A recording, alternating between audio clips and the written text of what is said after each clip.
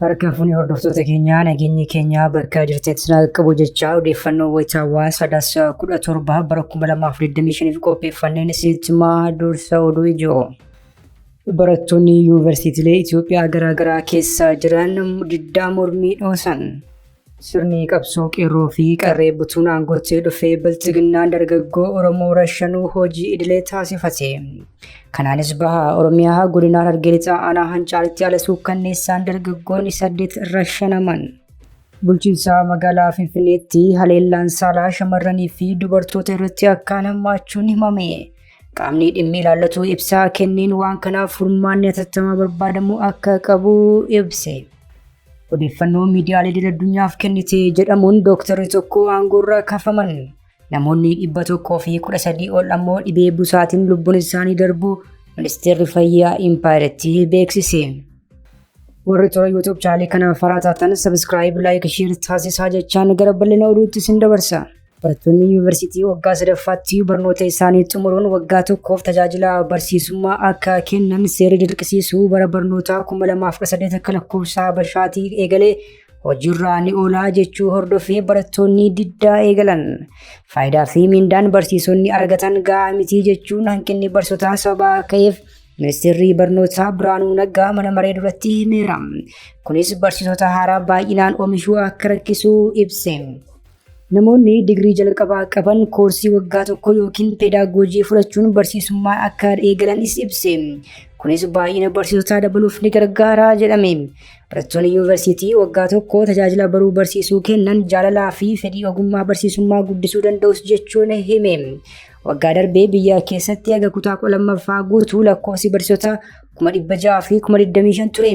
Waggaa kana ammoo lakkoofsa kana gara 100tti ol guddifachuuf hojjechaa jirra jedhe ministeerri bilchiginnaa kun. Haa ta'u malee barattoonni yuunivarsiitiilee Itoophiyaa garaagaraa keessa jiran hiriira mormii jabaa gaggeessuu irratti argamu. Wayitaan nuti gabaasa kana qindeessinetti kutaalee Impaayireetti mara keessatti bifa jedhamuun barattoonni yuunivarsiitiilee hundi sagalee isaanii dhageessisaa jiru. Bilchiginnaan barattoota dirree barnootaa irraa ukkaamsuun gara mooraa waraanaatti erguuf erga eegalee bubbuleera. Ofii isaanii hanga kutaa 7ffaatti qofa barachuun kan himamu pirezidaantiin bilchiginnaas erga gara aangootti dhufanii yuunivarsiitiilee hin ijaarru barattoota qallabaa barsiisotaaf ammoo miindaa kaffalaa dhaloota hin barsiisnu jechuun dhaadachaa turuun ni yaadatama. Kaalkulamii Biraanuu Naggaa kan jibbanii fi kan morman barattoonni yuunivarsiitiilee ammoo hiriira mormii finiinsaniiru.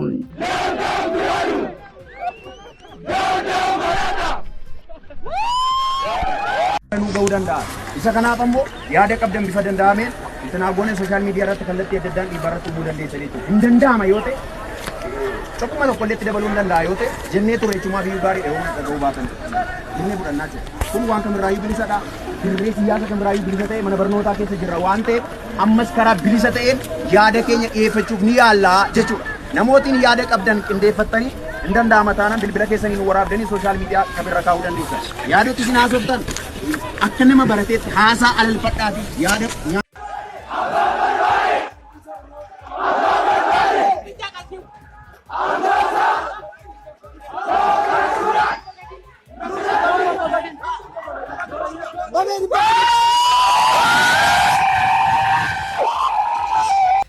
Sirni qabsoo qeerroo fi qarree butuun aangootti dhufee bilchiginnaan dargaggoota Oromoo rashanuu hojii idilee taasifate. Kanaanis baha Oromiyaa godina Harargee lixaa aanaa Hancaalitti haala suukkanneessaan dargaggoonni 8 rashanaman. Bilchiginnaan waggoota 7 darban ajjechaa suukkanneessaa seenaa keessatti dhagahamee fi dubbifamee hin beekne nu agarsiisaa fi nu dhageessisaa tureera. Amaanu'eel Wandimmoo addabaabayitti baasee ajjeesee kaan ammoo maatii fuuldura dhaabee rasaasa gurra keessa baasee reeffa harreetti fe'ee abbootii gadaa rashanee mana gubee itti naanna'ee sirbisiisee yakkoota dubbachuuf namatti ulfaatan raawwataa tureera. Ammas gocha isaa kana jabeessee itti fuudhaan baha Oromiyaa godina Harargee lixaa aanaa Hancaal keessatti haala suukkanneessaan qeerroowwan 8 jumlaan rashanuun barame. Dargaggoonni ajjeefaman kunneen Abdurrahmaan Mohammad, Dursaa Umar, Najib Hussein, Muktar Ahmad Nuree, Gurmeessaa Mohammad, Naasir Hamdoo, Eliyaas Ahmedii fi Jaafar Shaafii kanneen jedhaman akka ta'e maddeen himaniiru. Dargaggoonni kunneen yakka yookiin badii dalagan tokko akka hin qabne kan himan maddeen naannoo sanaa osoodhuma yakka dalaganis adeemsa seeraan gaafatamuu qabu malee rashanamuun sirrii miti jedhaniiru. Impaayera sana keessatti garuu heerrii fi seerri gatii dhabee ajajaa fi abboommii pirezidaantii Biltsiginnaa Abiyyi erga iddoo qabatee bubbuleera. Sirni abbaa irree akkasitti guyyaa guyyaan ilmaan Oromoo lafarraa daguugaa oolu kun maqaa Oromummaa dhaachuun ennaa warri kaabaa itti dutan ammoo mootummaa Oromummaa ofiin jechuun Oromoo jala dhokachuuf yaalii taasisee ni mul'ata.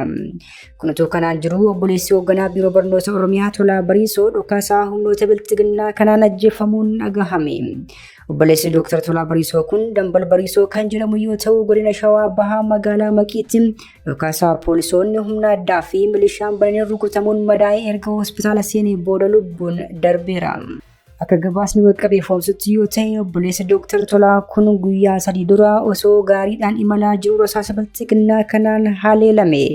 Magaalaan Maqii qondaala adda bilisummaa Oromoo obbo Battee Urgeessaa dabalatee iddoo namoonni hedduun itti ajjeefaman ta'aa dhufteetti.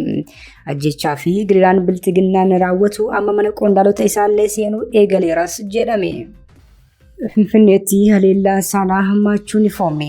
Bulchiinsa magaalaa Finfinneetti haleellaan saalaa shamarranii fi dubartoota irratti akkaan hammaachuun himame. Qaamni dhimmi ilaallatu ibsa kenneen waan kanaaf furmaanni hatattamaa barbaadamuu qaba jedhe. Biiroon dubartootaa daa'immanii fi hawaasummaa magaalaa Finfinnee akka ifoomsetti yoo ta'e magaalaa Finfinnee keessatti haleellaan saalaa akkaan hammaateera.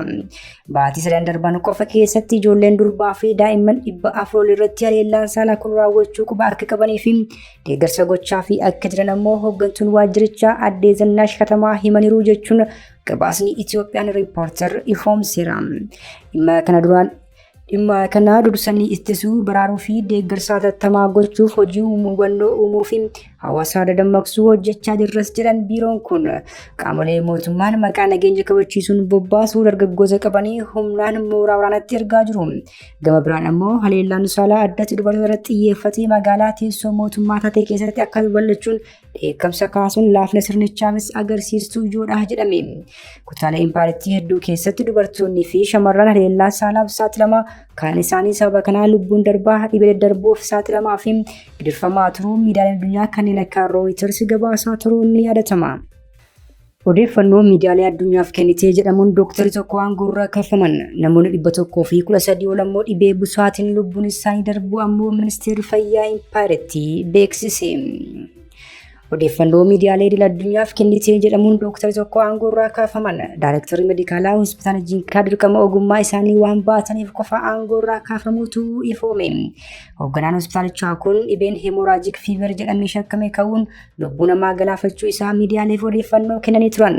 Sababni aangoo irraa kaafamuu isaanis kana ta'utu gabaafame. Dr. Biniyaam Asraat kan jedhaman daayirektarii meedikaalaa hospitaala Jinkaa kun gaafa 35 bara 2018 akka lakkoofsa impaayirtii aangoorraa kaafamaniiru. Biltsiginnaan waggoota 7 darban nama haala suukkanneessaan ajjeesaa hidhee hiraarsaa fi gidirsaa tureera. Kun hundi ija miidiyaa fi dhaabbilee addunyaa jalaa akka dhokatuuf ammoo yaaliin taasisaa ture guddaadha. Ammas ogeessa fayyaa dirqama ogummaa isaa bahee kan silaa qaamni biyyaan geggeessa jedhu yoo miidiyaalee qabu mara fayyadamee lammiilee isaa hubachiisuu qabu gabaasa laatte jechuun aangoorraa kaasuun hammeenya sirnichaa ibsaa jechuun baay'oonni yaada kennaa jiru.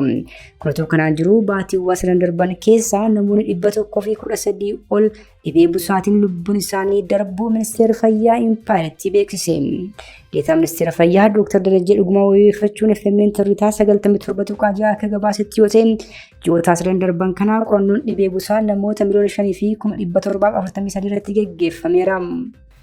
Isaan kana keessaas namoota 1,973 irratti dhibichi argamuu fi isaan keessaa namoonni 113 ol duutu himame. Ministeerri fayyaa impaayirtii kun dhibeen busaa ammallee akka babal'achaa jiru ibsuun tarkaanfii barbaachisuun fudhadhaa jedhe. Hordoftoota keenya oduu sa'aatii kanaaf qabannee dhiyaanne kana gaammaatti hordoftan ture. Oduu biraan hanga walitti deebinutti nagaatti.